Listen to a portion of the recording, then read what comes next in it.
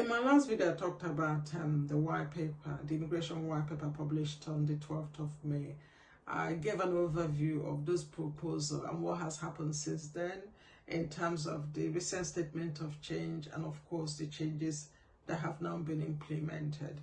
So I went over different changes. I talked about that. So if you haven't seen that video, do go and watch it. For today's video, I'll be looking at changes in relation to skilled worker visa, and also I'll touch up a bit on care visa.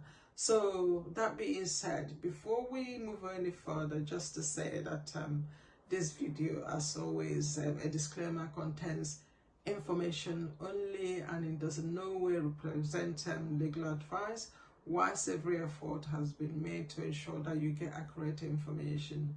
Do note that information might not suit your particular situation. That's why it's so important that you seek advice if you're unsure or if you're unclear about what to do or you need further advice. Now, I do know that because of the changes introduced, some people might have questions in terms of how this affects them, whether it affects them for those already in UK or those outside UK. So I'll try as much as possible to explain or give clarity in terms of the changes and how that will affect you. So basically, in the proposal, the government intends to shrink the list of skilled workers which employer can recruit skilled workers. So basically, jobs available to recruit for skilled worker visa. So the changes from 22nd, effective from 22nd of July, those lists has actually been reduced or rather revised, and removing the medium skilled level list, if you like, skills, not list. So removing the medium skills from there. So this will be jobs tagged at level RQF level 3 to 5. So that have been removed. So what are the changes? So basically, an employer or employers are no longer allowed to recruit for skilled worker below level RQF level 6. So basically, they are not allowed to anymore to recruit below RQF. So they've actually raised the threshold to level 6. So if they are recruiting, they can only recruit for jobs or recruit skilled workers from RQF level 6 and above. In my previous video, I talked about what the equivalent of RQF level 6. I will also go through that in a minute, and just for clarity. So basically, going forward from 22nd of July, employers are no longer allowed to recruit. However, there is a temporary, if you like, arrangement, a situation where they may be able to do that if the job they're recruiting for falls within the shortage of occupation list. So they may be able to recruit below level 6, RQF level 6. Now, you may ask, what happens to skilled worker already in UK? What does it mean? Does these changes affect us? The answer is no. So basically, if you're already in UK, before the 22nd of July 2025, or you submitted your application before this date and that application letter succeeds, then the new threshold or the new raised threshold does not apply to you. What that means, you can be able to renew your visa, change employment, or even apply for supplementary employment, and you do not need to meet the new RQF level 6. So that doesn't apply to you. But do know that this changes is also temporary, but yeah, so basically it does not apply to you. Now, going forward, so basically, remember that I did mention that although the employers are no longer allowed to recruit below, for skilled workers below level RQF level 6, but they're also allowed to do it in certain circumstances. If the job they're recruiting for falls within the shortage of occupation list, then they can do that. So if you're recruited within that, or you fall within that category, say for example, the job you're recruited is within the shortage of occupation list, which is really the only time they're allowed to recruit below RQF level 6, it does mean the changes that was implemented from 22nd of July 2025 means that you will not be allowed to bring your family members into UK. So that one has stopped. Now, the other one is an increase. So basically, these changes, also brought about increase in salaries for skilled workers across the board. So basically it was at 38,000, but now it's going up to 41,000, I think 700. This is good in itself if you're already earning that salary, but a challenge as well if you're not already earning that salary. And I suppose the drawback is good and is bad in the sense that when you renew your visa, you are required to be earning. So basically you have to meet that salary threshold when you're renewing your visa, so you will be required. And the unfortunate thing is there's no transitional arrangement in terms of this like you have with the other ones. So that is the only drawback. On one hand, it's good that the salary, you know, in terms of it's gone up, you know, so it's good if you're earning that salary. But on the other hand, when you are renewing your visa or applying, say, let's assume indefinite leave to remain, then you have to meet that salary threshold. That's the only drawback with that. Now, coming back to care workers, so based on, you know, the changes that has come to an end, so you find out that codes like 6135, which relates to care worker, or 6136, which relates to a senior care workers, unfortunately has come to an end, you know, as of 22nd of July. So what does this mean rather for people that are already in UK? What it means is a transitional arrangement, if you like, or temporary arrangement that would actually allows those that are already in UK to actually be able to do inter-country switching. So you may be able to switch to those codes. So you can switch to code 6135 or 6136. So you're allowed to do this.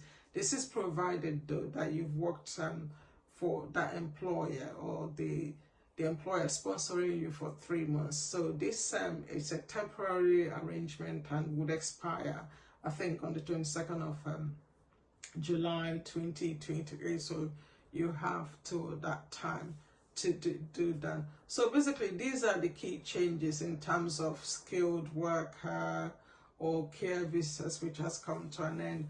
I did mention that I will quickly, in terms of when we're talking about RQF level 6, 3 to 5, you know, that I'll quickly go through the equivalent. So basically, so you understand what that means when they're talking about you have to meet this, or employers can no longer sponsor jobs that are below RQF level 6 unless if they falls within the shortage of occupation list, or the Migration Advisory Committee recommends it. So let's just quickly have a look or rather let me quickly explain what is the equivalent in terms of that RQF level. So I'm just going to briefly look away from the camera to kind of go through that. Do note that also you find this list in terms of RQF equivalent on gov.uk website. So I'm just going to look away briefly.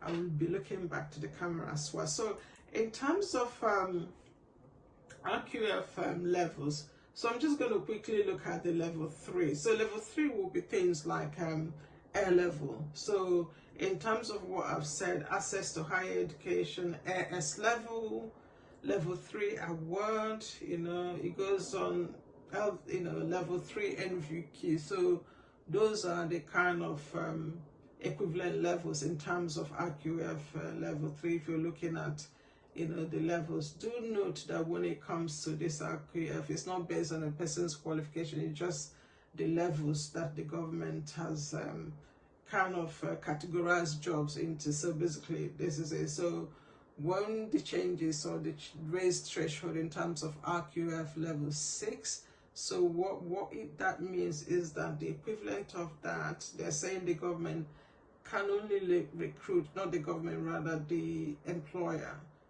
you know, can only recruit job that falls within RQF level 6 and above. And that will be your typical graduate diploma, degree, apprenticeship, degree with honors, BSc honors, you know, level 6 diploma, those kind of qualification, even NV, level 6 NVQ, ordinary degree without honors. So, you know, the changes introduced effective from 22nd of July, you know, means that employer can only recruit for skilled workers from level 6 and above. and then the only time they will recruit below this if that job they're recruiting for falls within the shortage of occupation list. So in terms of level 4, I'm just going to touch on it briefly. It will be things like level 4 certificate, level 4 diploma, like NVQ level 4. So those are the kind of the equivalent in terms of when we're talking about RQF level 2, level 3 to 5. So this is what we're talking about. So yeah, this is just quickly the overview of the changes. Just quickly recap. If you're a skilled worker already in UK, regardless of the changes, what we know, there is a transitional arrangement that allows you to be able to renew your visa without having to meet the new threshold. So you don't have to meet the raised threshold of RQF level 6.